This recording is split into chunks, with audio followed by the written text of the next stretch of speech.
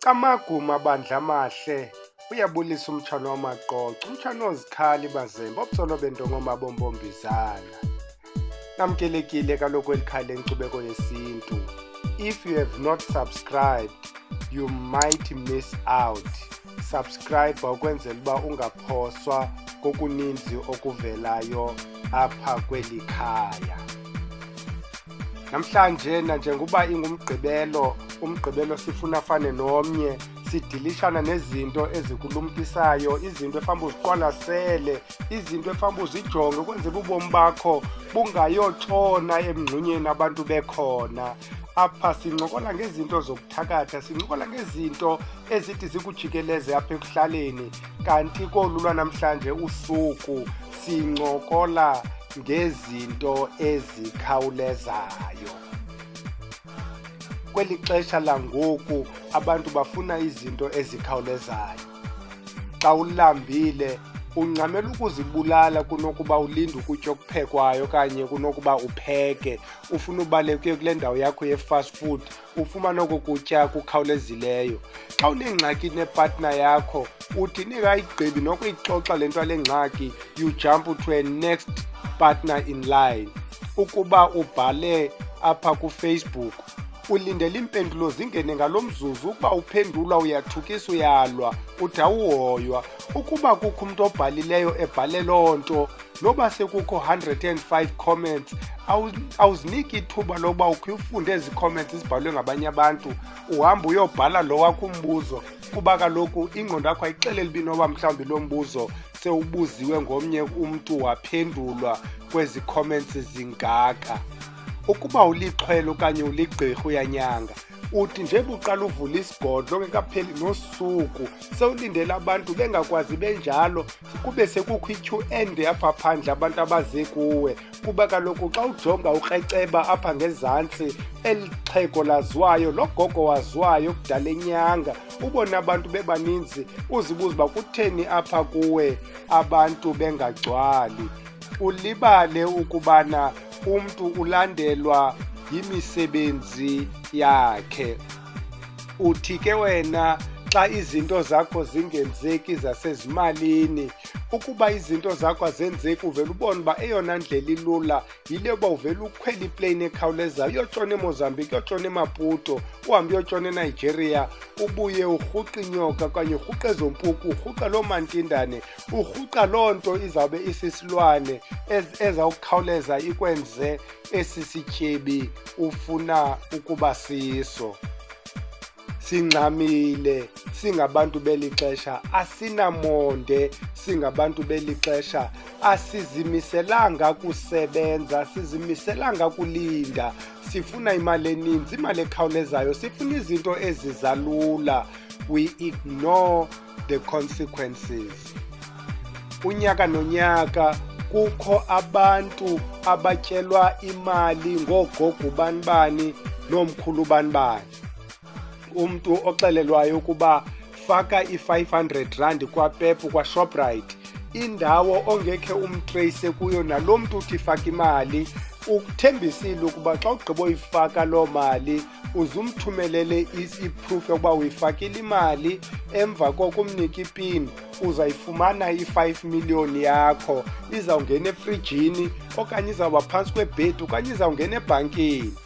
Nanku umntu akana-bank account yena, uthi mfakele kwaPep, kodwa uzawulenza icebo lokuba imali izongena kuyakho i-bank account ngelinye ixesha. Umntu wakuthi kuthiwe makafake imali angabuzwa naloo bank account, kodwa abe nethemba lokuba loo bank account yakhe izawukwaziwa ngulo mntu wamayeza ayifake imali. Apha koFacebook nezo social networks kugcwele abantu abaneefoto ezineemali ezibhedini, umntu afote nemali eninzi, akuthembise lo mntu ukuba eyakho imali izawuba ngaphezulu kwale, mfakele imali, uzolinda ke ngoku le yakho isenoza isebhokisini, isenoza ngeempuku, usonothi xa uvuka igcwele ikamera. Zilandele ke ezi foto, uzawufumanisa ukuba le foto iyafana neyomnye umntu oneyakhe iFacebook account, oneyakhe i-cell number, othembisa ngeyakhe indlela same photo. Xa ubuqwabilasela ukuthi uyabuqaphela obubuso balo mntu, ukuba uyakwazi ujonga iimbuso zabantu, uzawufumanisa ukuba lo mntu ayingomntu weli lizwe. Siyayazi ke into yabantu abangxamela imali ezikhawulezayo. Ivenkile yakho ayide igcwale, ibandla lakho aligcwali, ithaveni yakho ayigcwali. Yonke nje le nto uthi uyayizama, uzamile ukupeyinta apha kule saloni uba abantu ze bangene, kodwa abantu abangeni. Uyayilibala into yokubana kufuneka usebenzile, uyayilibala into yokuba kufuneka wenze izinto ezawukwenza abantu bangene bakuthembe, baxelelane, babizane. Hayi, mandihambe ndiye ngaphaya kwaMhlaba Uyalingana, mandihambe ndiye ngapha eMpumalanga, mandiye kwezi ndawo kuthiwa ndizawubuya ndiphethe khona isigubhu. Kuthiwa ukuba ndiphethe i-30,000 ndizawuza naso esi sigubhu, kwaye akuzugqitha xesha lide kuzabe sikugcwele apha kwam. Masithini ke thina? Do we have to cry xa lo mntu uye wolanda le nyoka yakhe, xa ngoku le nyoka yakhe seyimbulalela inzala yakhe, seyilala naye nabantu bakowabo, seyilala nabantwana bakhe? Do we have to cry xa lo mntu le nto athe wayoyilanda seyimenzela izothe ekuhlaleni, sekukho abantu abathi makatshiselwe indlu, makagxothwe? Do we have to cry xa lo mntu wasuka kweli lizwe waya ngaphaya eNigeria kwibandla likabani, badilikelwa yindlu, babhubhe lapho kuba bebeyofuna obu butyebi bukhawulezayo? Masithini thina bamelwane xa uba ngaya kulo mntu uchazayo, sibuya kuthethwa ngawe ukuba ezi nkomo zethu njengoba zinomkhondo, la matakane ethu njengoba ebhubha esifa abulawa yile nyoka yakho? Masithini xa unukwa apha ekuhlaleni ukuba abantwana besweleka nje, abantwana bendawo babulawa ngulo thikoloshi wakho?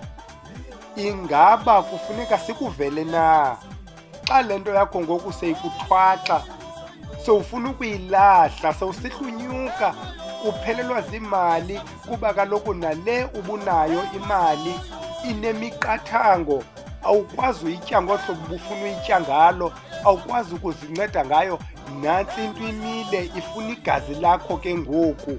Ingaba kufuneka sibe newari na?